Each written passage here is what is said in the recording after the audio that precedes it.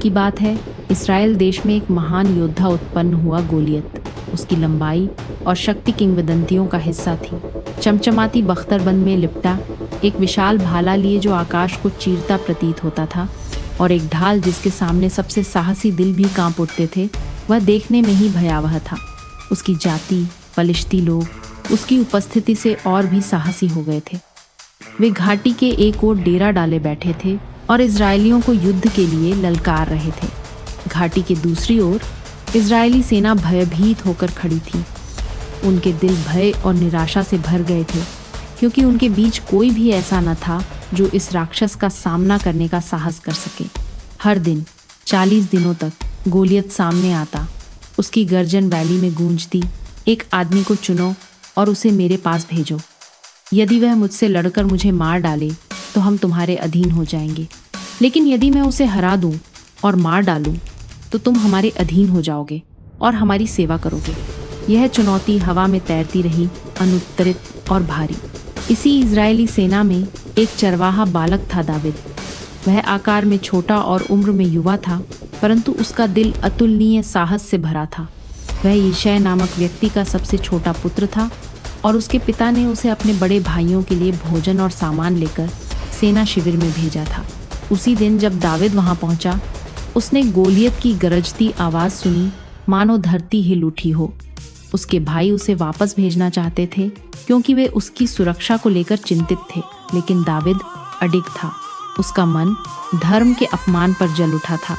यह कौन है, यह खतना विहीन पलिश्ती जो जीवित परमेश्वर की सेना को ललकार रहा है? उसने घोषणा की। उसके शब्द राजा शाऊल तक पहुंचे और उन्होंने दाविद को बुलवाया। राजा के सामने दाविद ने अपनी उम्र के विपरीत अद्भुत जोश और विश्वास से कहा, इस पलिश्ती के कारण किसी का मन न टूटे।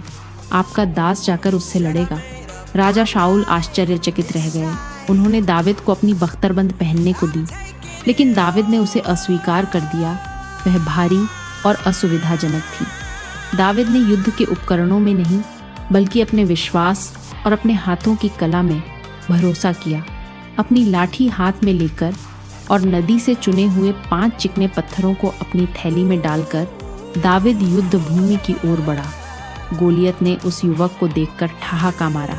क्या मैं कोई कुत्ता हूं कि तू लाठी लेकर मेरे पास आया है? वह गरजा और अपने देवताओं के नाम पर दाविद को शाप देने लगा। लेकिन दाविद न डरा न झुका। उसने उत्तर दिया, तू तलवार, भाले और बर्छी लेकर मेरे पास आता है, पर मैं सेनाओं के यहोवा, इज़राइल की सेना के परमेश्वर के नाम पर तुझसे लड़ने आया हूँ, जिसे तूने ललकारा है। आज यहोवा तुझे मेरे हाथ में कर देगा और मैं तुझे मार डालूंगा और तेरा सिर काट डालूंगा।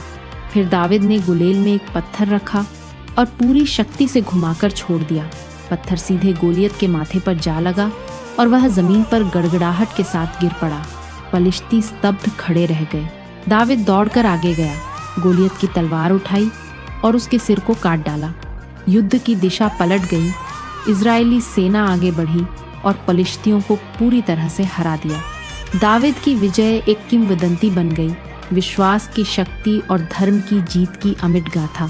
यह वह दिन था जो इतिहास में गूंजता रहा, जब सबसे छोटा इंसान सबसे बड़े को हराकर दिखाता है कि परमेश्वर की कृपा सबसे शुद्ध रूप में प्रकट होती है।